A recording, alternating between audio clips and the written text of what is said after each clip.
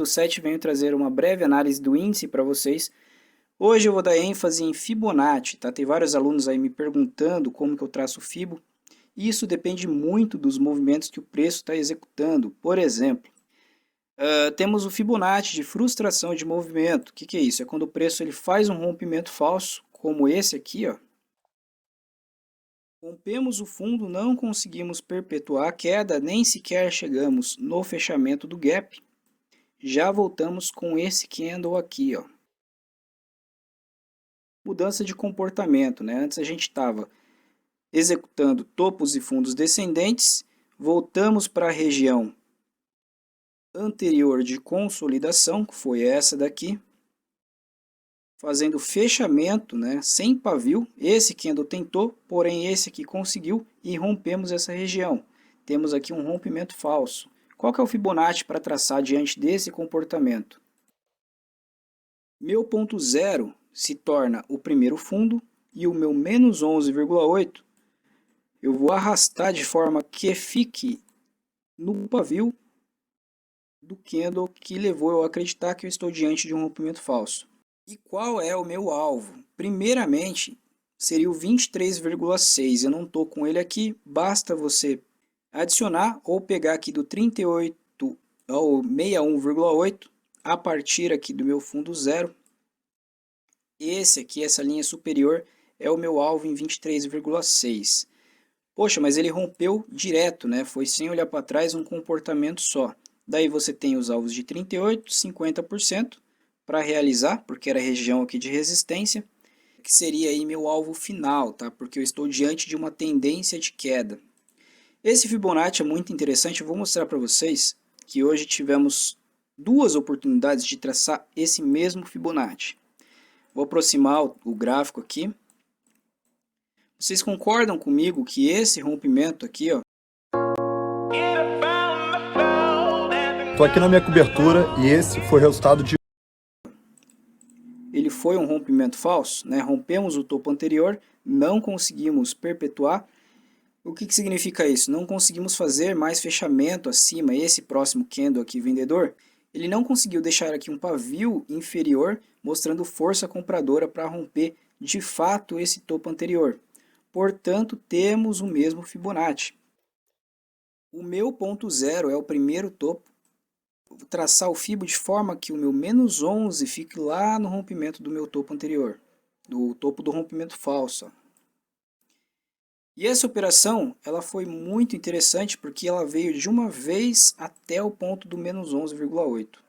Isso acontece quando é movimentos menores assim. Quando é movimentos maiores, temos que zerar antes, tá? Temos os alvos de 50%, como eu disse para vocês. Poxa, mas digamos que você tenha traçado o Fibo dessa forma, ó, nesse movimento esperando a compra aqui nos 50%. Então eu digo para você que nessa operação que você compra aqui nos 50% diante de uma tendência de queda, o correto é você zerar no 100% ou no máximo aqui no 111,8, porque você está contra a tendência. Quando a favor da tendência, você pode zerar lá no 141 ou no 61,8. Lá no grupo do Telegram, eu expliquei para eles de manhã esse movimento aqui do preço. Eu vou estar explicando para vocês aqui do YouTube. Se você não faz parte ainda, clique aí no link da descrição e faça parte do grupo de alunos, que estamos com mais de 1000 passageiros. O índice ele abriu aqui com um gap de alta e veio encontrar uma região de resistência, né? Como que eu sei que é uma região de resistência? Olha como o preço sente aqui um engolfo de queda. Sente, tem dificuldade para passar dessa região. Então eu vou voltar lá para o passado e ver que região que é essa. Estou diante de uma região de bipolaridade, uma região que serve como suporte e às vezes serve como resistência para o preço. Olha aqui como ele testa como suporte, como ele testa várias vezes como resistência. Portanto, eu tenho uma força. E como determinar qual é essa força? Quando eu rompo essa região, eu caminhei esse tanto aqui, ó. Quando eu sinto essa região, isso se confirma. Olha onde o preço fica consolidado boa parte do tempo. Então, essa aqui é a força da minha região. Eu vou levar aqui para o dia 14/7. Percebam que eu peguei um dia lá atrás, uma região de suporte e resistência, e eu vou trazer para o dia de hoje. E é isso que o preço vem executar. O que eu vou aguardar? Um sinal da força vendedora, né? Não vou simplesmente colocar minha ordem aqui e deixar o preço, porque ele pode muito bem romper esse patamar e ir lá para cima. O sinal foi essa barra vendedora aqui, ó. Apesar do pouco volume dela, temos interpretação de barras. Então, engolfamos uma barra anterior, tentamos subir, não conseguimos, perdemos a mínima e aí está liberada a entrada para vir buscar essas regiões aqui. Se você quiser como parcial, como o preço passou direto, temos a dobra de expectativa. Olha como o preço ele vem sentir a região de cima, deixa pavio e volta a cair e fecha corpo exatamente nessa região. E eu digo para vocês que esse movimento aqui, ó, ele é muito importante para o índice. No dia de hoje, eu vou apagar aqui os meus retângulos e mostrar para vocês que a gente executou esse movimento em gap, ó. Então olha o movimento que ele vem executar em gap. E aí executa esse movimento quando toca nessa resistência. O comportamento muda, deixamos topo mais baixo do que topo anterior. Por que eu digo comportamento muda? Entra volume comprador, estamos diante de uma mudança de comportamento, né? Aqui temos um fundo aqui intermediário, porém deixamos topo mais baixo do que o topo anterior. Então essa mesma expectativa de movimento ela vem para cá, ó, e ele executa o mesmo movimento. Poxa, mas aí o preço rompeu, digamos que você viu esse rompimento falso para testar aí regiões de resistência e talvez testar essa região aqui que seria mais importante. Ele faz o rompimento aqui dessa região, dessa linha de tendência de curto prazo e adivinhe, ele vem executar o mesmo movimento. Dentro dessa expectativa temos Fibonacci, ó. E adivinha onde o preço para? Ó, no 50% para chamar comportamento anterior. Comportamento este que ele já mostrou aqui atrás para a gente, porque ele começou a gostar de subir e não parou mais.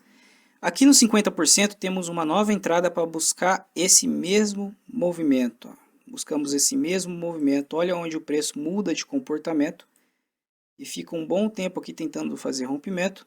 Esse Fibonacci vem para cá.